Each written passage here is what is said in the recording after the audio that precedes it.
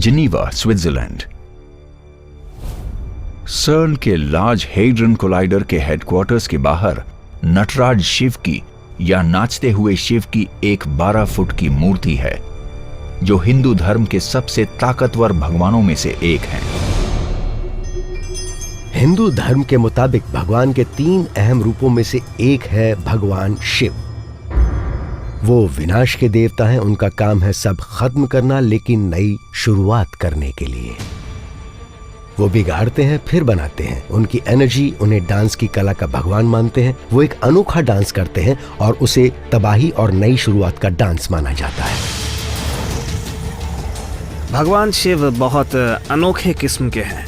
उनके बारे में एक शब्द में समझना बहुत ही मुश्किल काम है, क्योंकि वो नई चीजों को जन्म देते हैं, लेकिन वो उनका सर्वनाश भी कर देते हैं। वो ऐसे भगवान हैं जो हर चीज का विनाश करते हैं, क्योंकि जिसका भी जन्म होता है उसका खत्म होना भी तय है।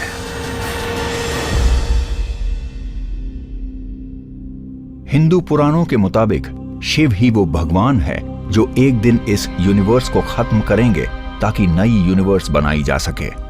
शिव के तांडव नृत्य को बुरा नहीं माना जाता है, जबकि उसमें बहुत तबाही होती है। वो तबाही इसलिए होती है ताकि किसी नई चीज को बनाया जा सके। तो ये जिंदगी के बहाव का ही एक हिस्सा है, जिसमें कुछ चीजों को जगह से हटाया जाता है ताकि नई और बेहतर चीजें उनकी जगह ले सकें।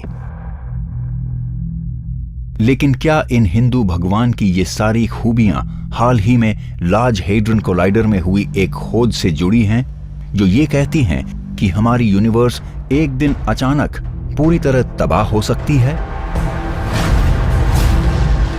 हिग्स बोसन मास मेजरमेंट की वजह से एक अनोखा नतीजा ये निकला है कि हमें पता चला है कि हिग्स बोसॉन और टॉप क्वार्क मिलकर हमारी इस यूनिवर्स में असीमित हलचल का एक खतरनाक माहौल पैदा कर सकते हैं। यूनिवर्स कई अलग अलग स्टेट्स में रह सकती है, जैसे पानी भाप बनकर रह सकता है, या पानी बनकर, या बर्फ बनकर। अगर यूनिवर्स का स्टेट बदला तो इससे स्पेस टाइम के ऐसे बबल्स बनेंगे जो लाइट की रफ्तार से आकार में बढ़ेंगे और उससे सब कुछ खत्म हो जाएगा। सारा नॉर्मल मैटर, अभी यूनिवर्स में जो कुछ भी है, कुछ नहीं बचेगा। कुछ लोग कहते हैं कि तेजी से बढ़ने वाले बबल्स जिनमें कुछ नहीं होता है, उनसे नई नई यूनिवर्सेस का जन्म होगा। और हम जानते हैं कि यूनिवर्स में हलचल होना जरूरी है, क्योंकि इसी हलचल से बिग बैंग की शुरुआत हुई थी।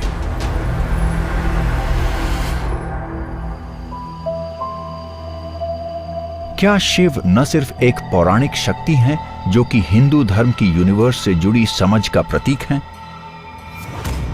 बल्कि वो साथ ही एक दूसरी दुनिया से आए जीव थे, जिन्होंने हमारे पूर्वजों को वो जानकारी दी थी जिसकी अब हम फिर से खोज कर रहे हैं।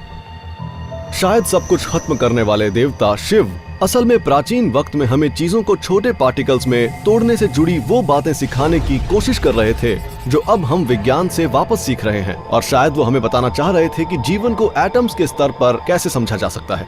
हिंदू परंपराओं में शिव की तस्वीर देखी जाए तो उनका शरीर नीले रंग का होता है और उनके माथे पर तीसरी आंख होती है। और अगर हम शिव के डांस की अलग अलग तस्वीरें देखें तो अक्सर उनके चारों तरफ एक गोल आकार की चीज होती है जिस पर बाहर की तरफ आग बनी होती है। जब वो अपना अनोखा डांस कर रहे हों तो उन्हें एक गोले में दिखाया जाता है और हमें टेक्नोलॉजी में भी ऐसा ही कुछ दिखता है। अगर हम ध्यान से देखें तो हमें हेड्रॉन एक्सेलरेटर नाम के उस विशाल गोल पार्टिकल एक्सेलरेटर में भी ऐसी ही तस्वीर दिखती है। शायद जिस तरह शिव को एक गोले में दिखाया जाता है और जिस तरह अब हम हेड्रॉन एक्सेलरेटर को देखते हैं, तो दोनों में कोई ताल्लुक जरूर है। हम इंसानों के कलाकार पूर्वज आखिर क्या दिखाना चाहते थे? क्या उनके अनोखे डांस की कहानियां असल में लार्ज हेड्रॉन कोलाइडर जैसी किसी टेक्नोलॉजी के बारे में बताती है जिसे हम समझ नहीं पाए? कैथोलिक मास में पूजा में मॉन्स्ट्रेंस नाम की एक चीज का इस्तेमाल होता है। अगर हम उसकी बनावट देखें तो वो ऐसी होती है जैसे रोशनी की किरणें बनी हों, वैसे ही जैसे कि शिव की नई शुरुआत के डांस की मूर्ति में आग बनी होती है। कुछ लोग कहते हैं कि ये लाइट या एनर्जी का गोले जैसा आकार सर्न के हेड्रॉन कोलाइडर में भी दिखता है। क्या इसका मतलब ये है कि लार्ज हेड्रन कोलाइडर जैसी मशीन्स का आविष्कार एक प्लान के तहत हो रहा है? क्या जो अनोखे जीव बहुत पहले धरती पर आए थे वो इंसानों को यूनिवर्स की शुरुआत के बारे में जानकारी देकर गए थे? एंशिएंट एस्ट्रोनॉट थियरिस्ट का मानना है कि इसका जवाब उन बातों में नहीं मिल सकता जिनकी खोज सर्न ने कर ली है, बल्कि आगे होने वाली खोजों में मिलेगा। सर्न हेडक्वार्टर्स, जिनीवा, स्विट्जरलैंड।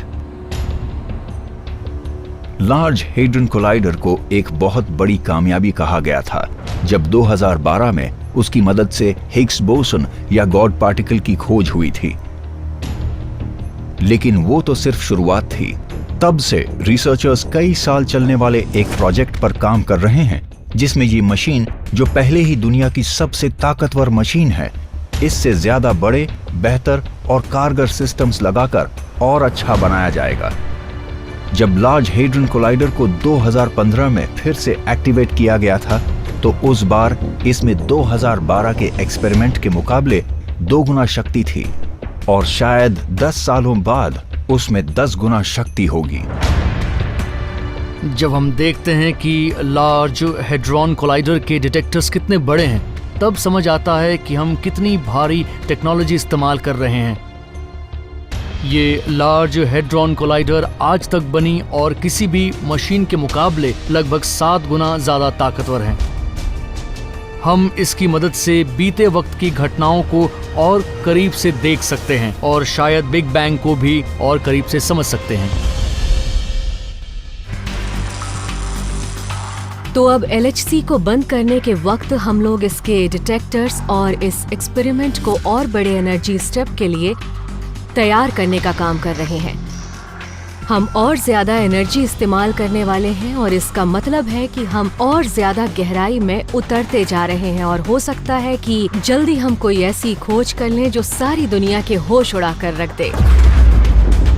हम इंसान एक छोटे से इलाके में इतनी एनर्जी इस्तेमाल करने वाले हैं जितनी हमने पहले कभी भी नहीं की थी। मतलब एक नई घटना घटने जा रही है।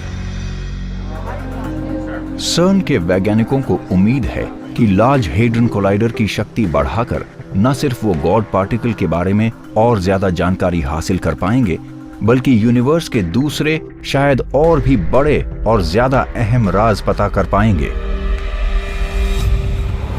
लेकिन कुछ वैज्ञानिकों को ये डर भी है कि लार्ज हेड्रन कोलाइडर एक ब्लैक होल बन सकता है जो पूरी धरती को निगल जाएगा, या एक बहुत बड़ा न्यूक्लियर धमाका कर सकता है, या एक ऐसा वैक्यूम बबल भी बना सकता है जो कि पूरी यूनिवर्स के संतुलन को पूरी तरह बिगाड़ सकता है। शायद हम थोड़ी जिद कर रहे हैं और सब लोग जानते हैं कि जब फिजिसिस्ट जिद पर अड़ते हैं तो क्या होता है। लेकिन साथ ही थोड़ा सा डर भी है कि शायद हम विज्ञान को हद से ज्यादा आगे ले जा रहे हैं, पर बड़े कामों में जोखिम तो होता ही है।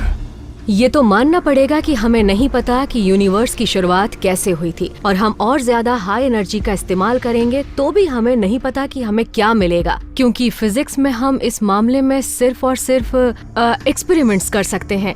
हम यूनिवर्स को पूरी तरह जानते या समझते तो बिल्कुल भी नहीं है और इसीलिए लोगों में ऐसा डर पैदा हो जाता है कि कहीं हम ऐसी किसी चीज को जन्म ना दे दें जो पूरी यूनिवर्स को खत्म कर दे। जब हम उन एक्सपेरिमेंट्स को देखते हैं जो कि सर्न में लार्ज हैड्रॉन कोलाइडर के साथ किए गए हैं, तो ऐसा लगता है कि शायद इनके जरिए हम यूनिवर्स को बनाने में होने वाले शुरुआती कदम उठा रहे हैं। हम मैटर को एक सब एटॉमिक स्तर पर बदल रहे हैं और हम उस ताकत का इस्तेमाल कर रहे हैं जिससे यूनिवर्स का जन्म हुआ था। जितनी भी यूनिवर्स को हम देखते हैं और जिसके बारे में हम जानते हैं, जो कि फिजिक्स का बुनियादी मॉडल है, असल में वो यूनिवर्स का लगभग 4% मास ही है। हम एक विशाल अनजान जगह पर जा रहे हैं। हम ऐसी घटनाएं देखने जा रहे हैं जो आज तक किसी इंसान ने नहीं देखी है और इतनी ज्यादा एनर्जी के साथ काम करने जा रहे हैं जितनी आज तक कोई भी इंसान पैदा नहीं कर पाया है। ये रोमांच हमें कुछ नया दिखा सकता है। तो क्या हम इस लार्ज हेड्रन कोलाइडर की भारी शक्ति के जरिए एक दिन फिर से बिग बैंग करवा लेंगे, जिससे एक नई यूनिवर्स का जन्म हो जाएगा और हमारी यूनिवर्स तभी खत्म हो जाएगी?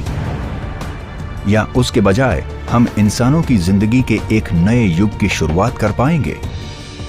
अगर एंशिएंट एस्ट्रोनॉट्स सैकड़ों सदियों पहले हमारे ग्रह पर आए थे, तो शायद हो सकता है कि उन्होंने जानबूझकर हमें वो जानकारी दी थी जिसकी मदद से हम आज यहां तक पहुंच पाए हैं।